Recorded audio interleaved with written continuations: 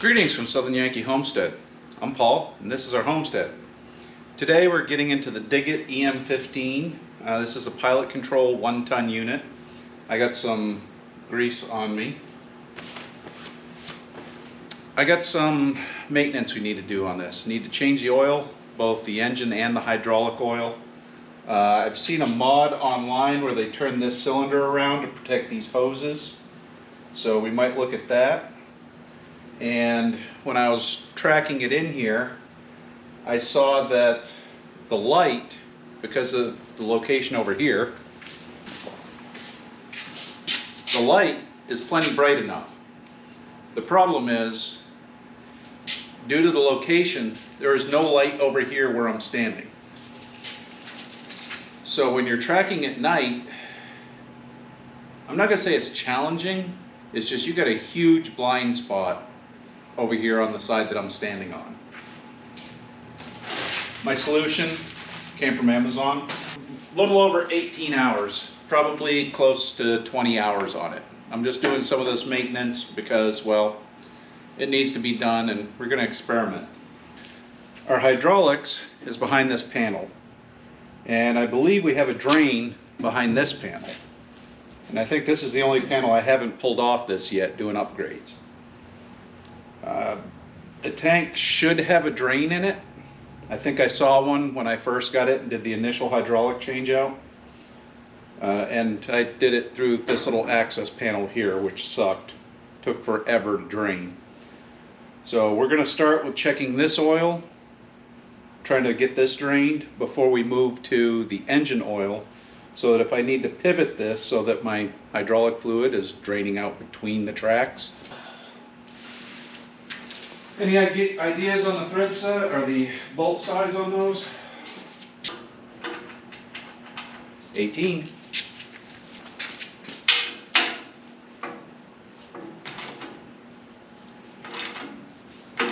Oh, hey, and there's a nut on the back side of this one. What about this one?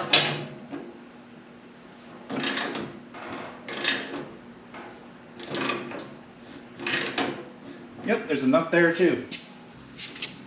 Oh, let's try a 13. Huh.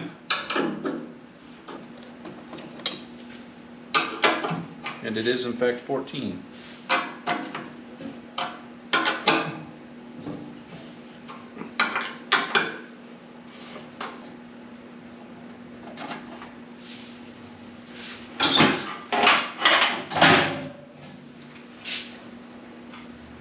The first part of the skirt off, you can see the hydraulic tank. Can you get to that nut? Looks like maybe.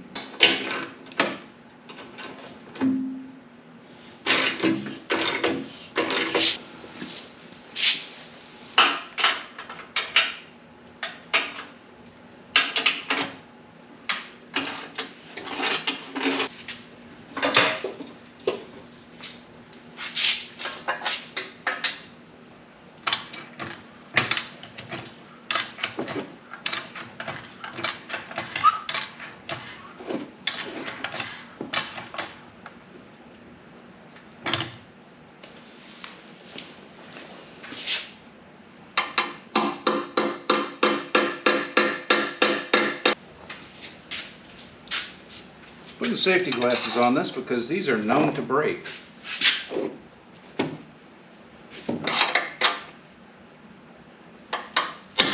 Holy cow, got it. Now we'll worry about getting this out once we get the fluid out.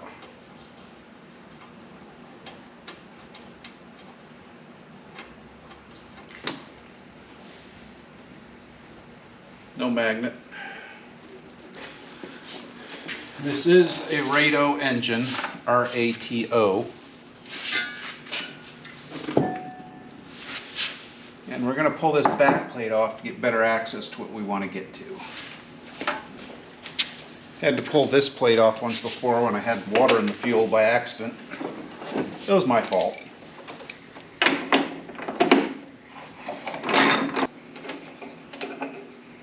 Which this one surprised the heck out of me. Everything else is metal. Not this.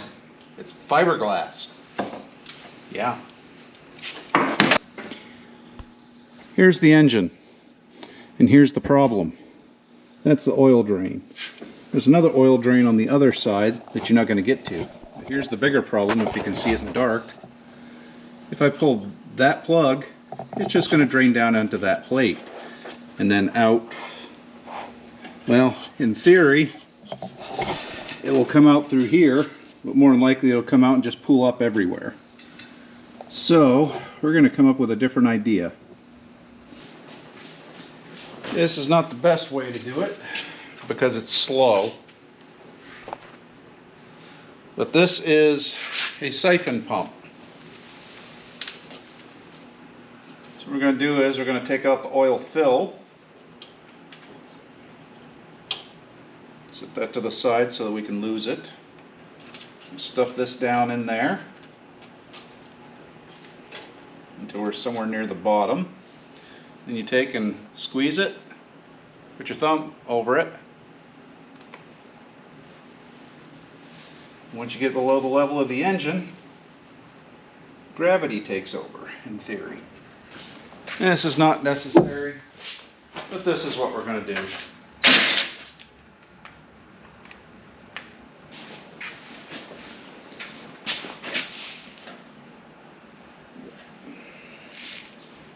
There's no groove on this ring here, so I think all my hydraulic fluid's leaking around the top.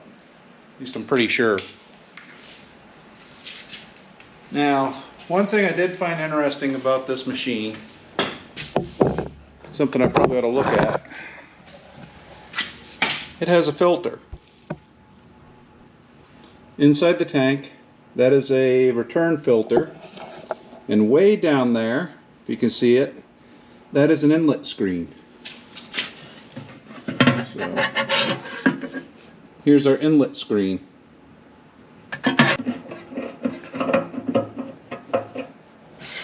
So here's our filter.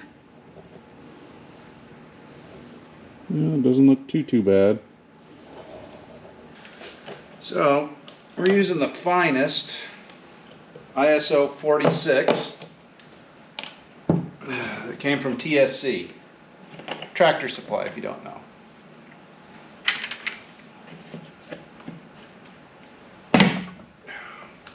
So, yeah, Traveler ISO 46.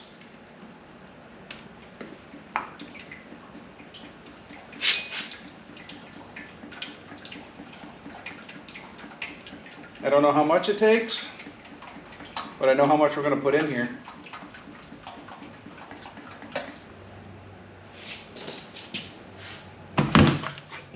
Genius. Good thing Super Clean's been good for us. Yep. Let's just go ahead and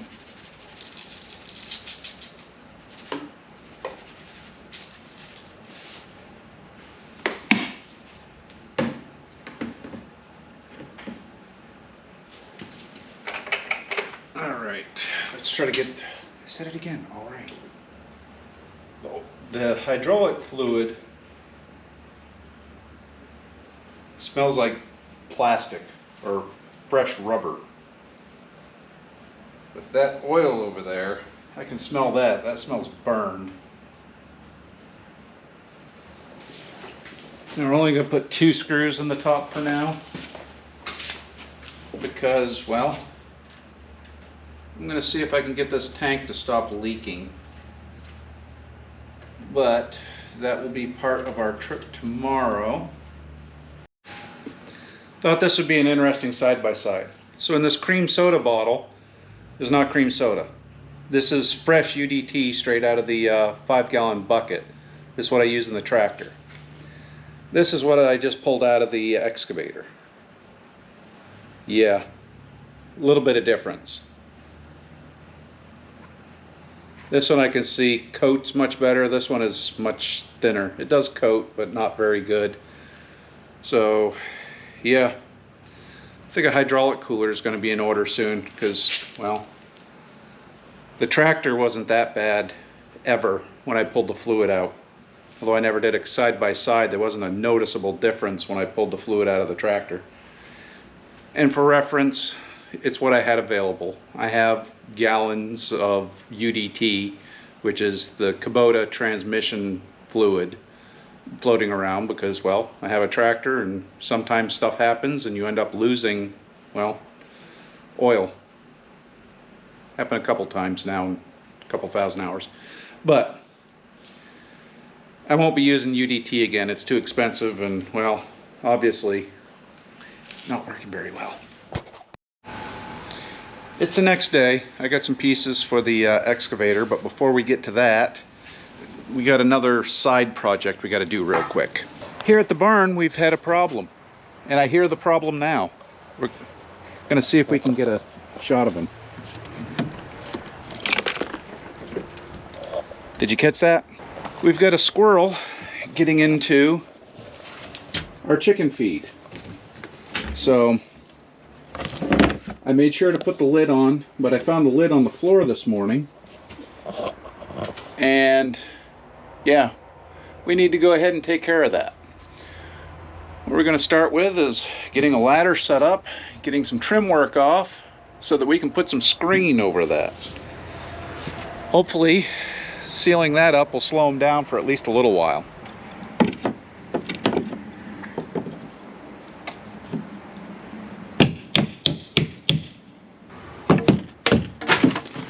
There.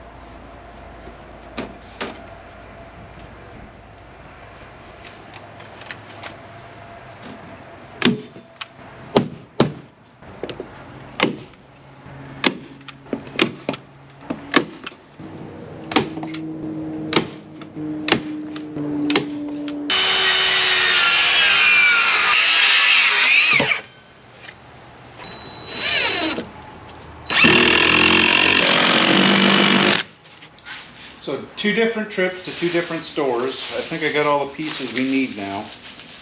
Yesterday, I pulled the drain plug from the engine, and I used that to match up as close as I could to a brass fitting.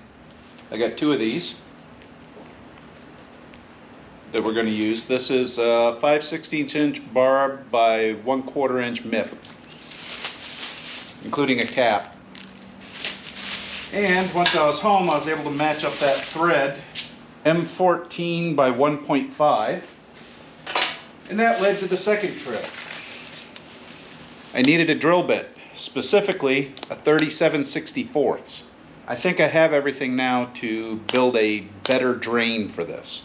Yes, we're drilling the block.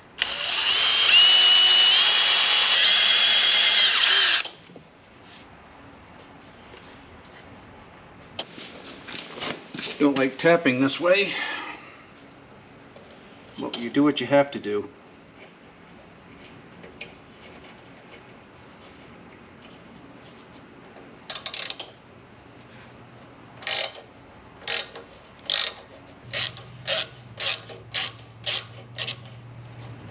That should be more than enough for what we're doing. Eyes.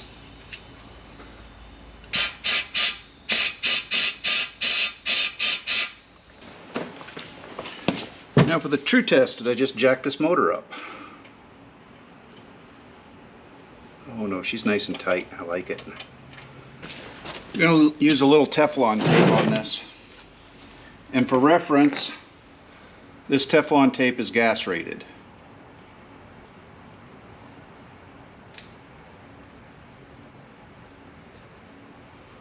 Had to think about which way I'm going to wind this first.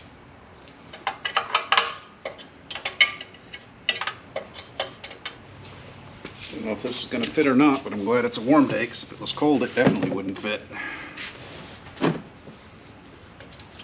Oh yeah. So I want that right about there.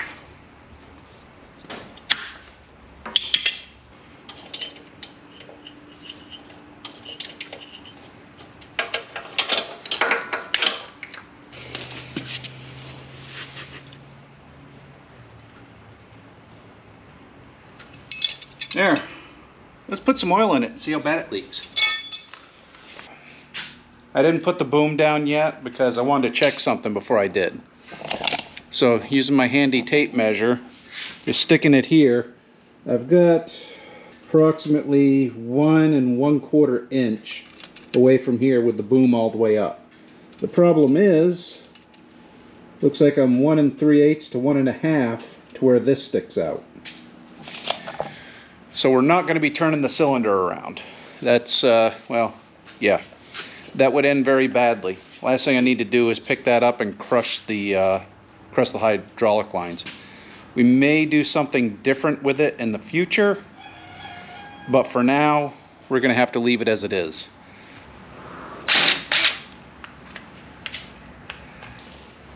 So this is high temp RTV.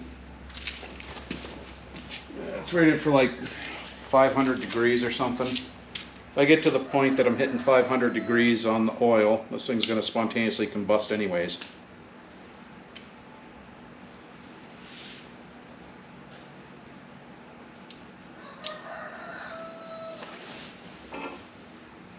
We're just going to give a thin layer, literally just a tiny bead, right on the gasket itself.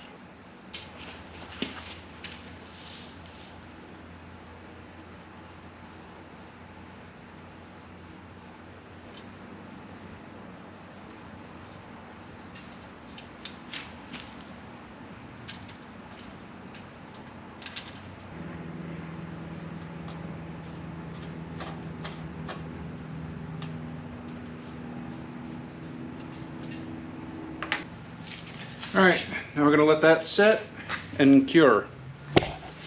One of the reasons we're doing the hydraulic oil on this right now is because if you've seen the couple of videos this has been in, this thing is a trebuchet. It tries to launch me out every chance I can get. So what I got is a new seat with seat belts. Hopefully this will keep my happy ass in there.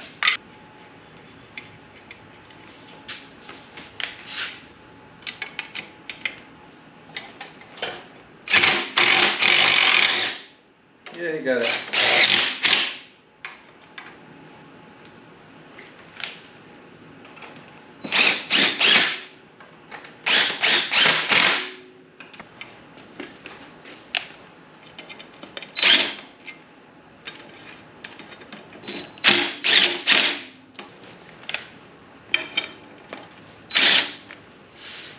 I know.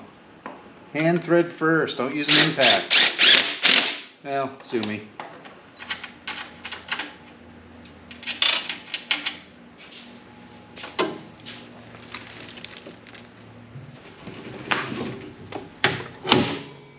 Don't worry, batteries are disconnected.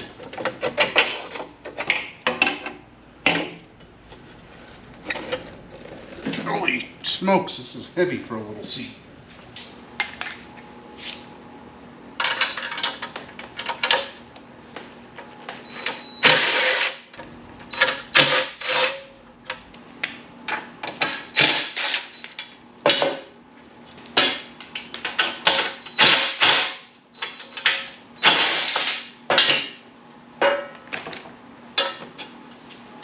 Yeah, that seat wasn't that heavy.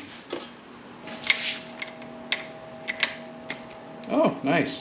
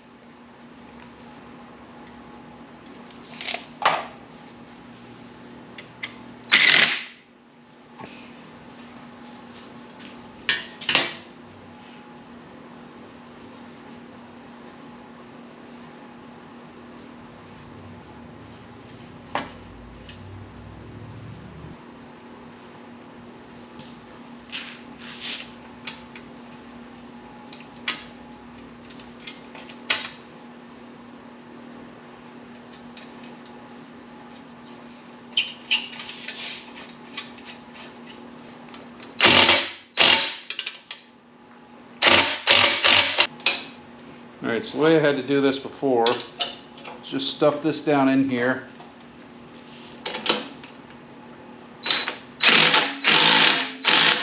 And let it wedge itself in there to keep the bolt from turning. Form, fit, and function. Now, let's try to get her back in there. What do you think?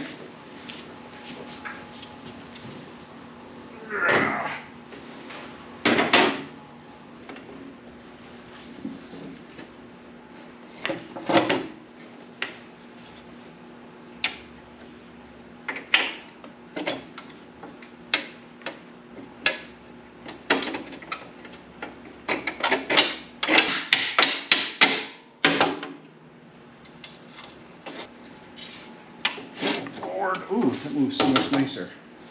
And it lines up.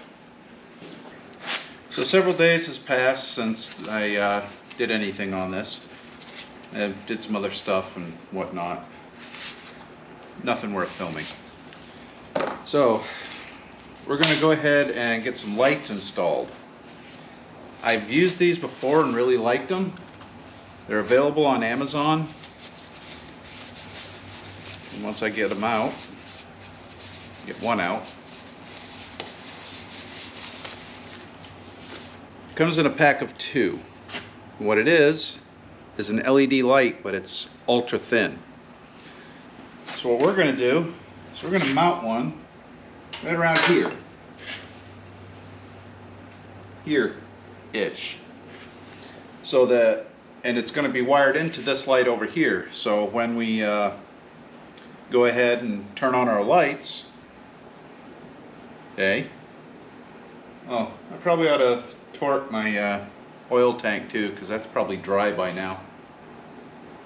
Let me go ahead and do that before we get into this.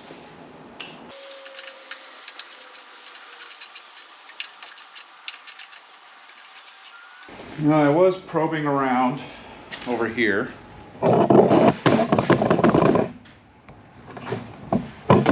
Because we have our light, so I followed the wire, because, well, it's the only wire on the boom, down underneath, and ended up,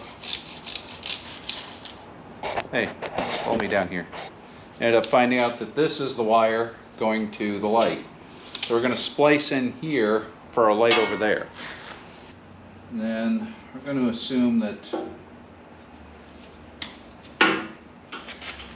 yellow is hot, black is ground.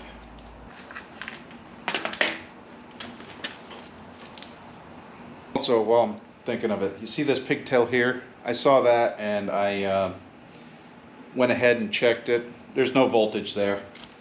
I think what that is to feed down below for the boom swing. Because I know there's a connector on the other side that's labeled as boom swing, but it doesn't have it, so.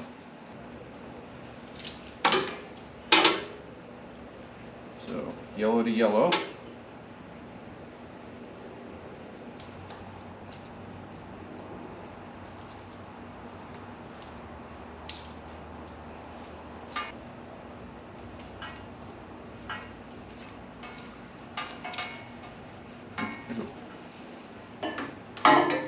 Use our BIC 1000, BIC 1000.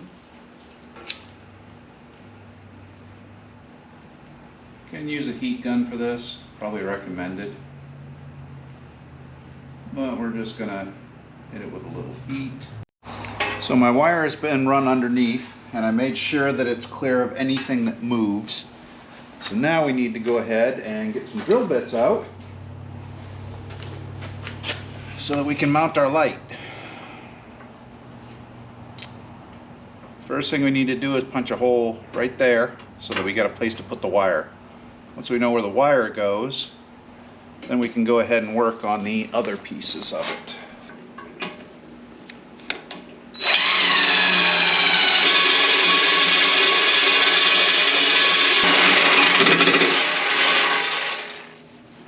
So for marking purposes,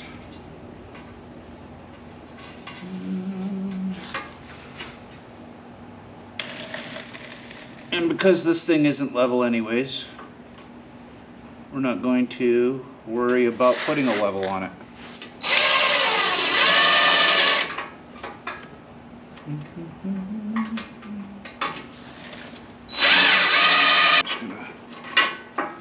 Just for temporary sake.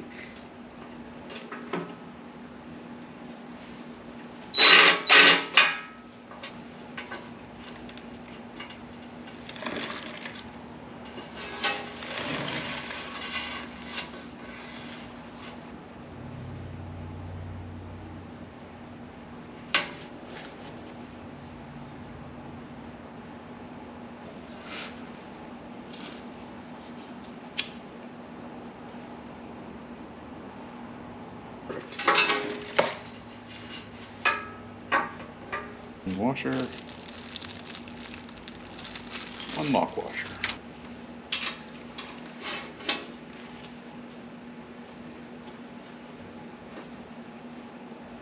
Let's see how I did.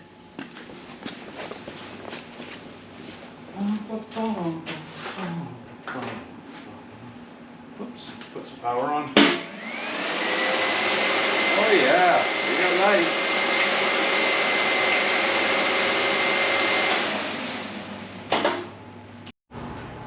That's as far as we're going to get in this video. I've been working on it since, but I've kind of been chipping away. To give you an idea, next video we're going to be adding a counterweight, hopefully. I can't guarantee it'll be the next video in line, but it'll be the next video on the excavator. I've been working on it, but I just haven't gotten that far with it yet. Just haven't had the time. Had a bunch of other stuff we were doing while the weather was good. So hopefully the next video. If not, it'll be coming. Bear with us. So, hope you enjoyed this video. Please like, comment, and subscribe. And, well, we'll see you on the next one. Bye.